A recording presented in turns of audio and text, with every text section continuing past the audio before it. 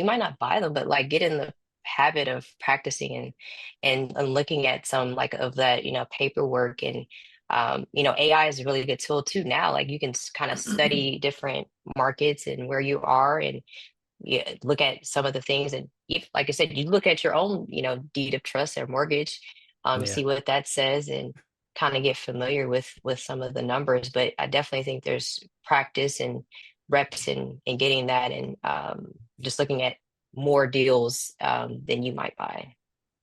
How are you using AI to help you out today? I Mhm. don't know if you're a big AI person or Yeah. not. We've had guests on who are, but how are you leveraging AI to make yourself better, easier, whatever you want to use it for words to be? Yeah, so I'm definitely using it for deals, and so I use N8N, and so like I put in my buy box, and it'll spit out some things. So I have some things that I'm looking at, and it can send me emails. It's like, oh, these notes fit your buy box, and here's that, and Mhm. I can use it for underwriting and offers and things like that, and also looking at some of like the legal things too. I've been playing around with locally, like looking at title reports, and so checking it, is the chain of title correct? Is all the assignments are in there? Mhm. So that's Mhm. pretty exciting. Getting looking at the PDFs, but I've actively looking at AI pretty much every day, and so I definitely think that it's going to get better from this point on. But if you're not using it, I think you're getting left behind. I, It definitely helps a lot. Yeah. I've been dragging Nathan. He's finally getting into it, using it more. I'm getting there. I'm an addict. I would say I Yeah. do a lot, and we have a few friends who are really, really big into it.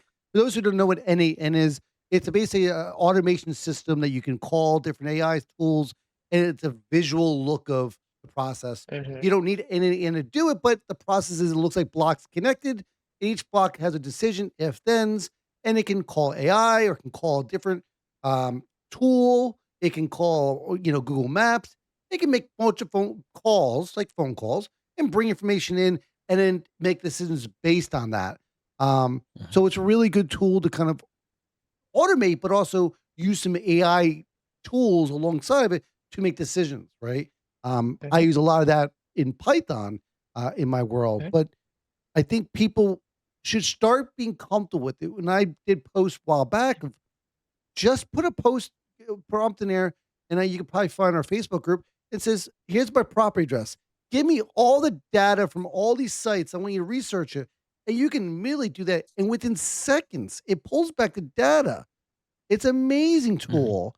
So just get used to using it. That's my only big thing is play with it. And it's not dirty, it's not scary. It's here. Yeah. Yeah. Yeah, it'll make make your days go faster. And once you get those systems and those system prompts, I mean, it just put it in there and Yeah. um, drop files in there, and you'll just do pretty much anything you Yeah. want. Yeah, And I would yeah, ask questions. Get into the Facebook group and ask yeah, people questions. Everyone's using it, Mhm. right? There's a big new phenomenon happening this past weekend that I'm playing with, and you never know what's going to happen. But I think people just get nervous with it. That people just open yeah. ChatGPT and start talking to it on your car rides. Um, with notes though, I think people get overly nervous when they're dealing with servicers and attorneys.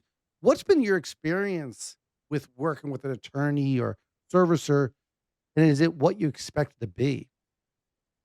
Yeah, so my experience has been, pretty good working with servicers. I will say that, one of the things that I will tell, newer investors is that even though you do have a servicer, you have to, manage your servicer too. Yeah. So keeping in communication with them. And so I definitely think that in this business, it's like really good to have strong communication skills and emailing skills and be able to contact them. And so I think having and building a relationship with them, your servicer, goes a long way to Mhm. keep that, intimidation and things like that at bay. And with attorneys, I definitely think that, if when you have to, have to use them, they could be a challenge, but I definitely, think that depending on the situation, having somebody else, help guide you along the way within those attorneys can be a little bit better. But yeah, it's just the name of the game and some things that we have to do in this business. I would say attorneys were scary for me when I first got in this space. Yeah. I was Me like, too. oh my God, I imagine the people on TV, I'm gonna get ridiculed. And then I met one of my first ones at a conference and didn't know to 2 hours later that they were attorney. Um, Yeah. Erin Quinn comes to mind. I didn't know she was an attorney till like an hour after I met her. And I would Yeah. never guess Erin was attorney based on our conversation. She's awesome. It's just amazing that these are people too. They're human beings. Yeah. Mm. Um, Yeah. some are more strict than others. Some are more what they are. Yeah. Right. Yeah. Same. I was super intimidated. I didn't want to talk to anybody. Same kind of thing. Like I saw on TV, and that's kind of what I had in my head. But no, you go and you hang out with them, and I really like hanging out with attorneys. Actually,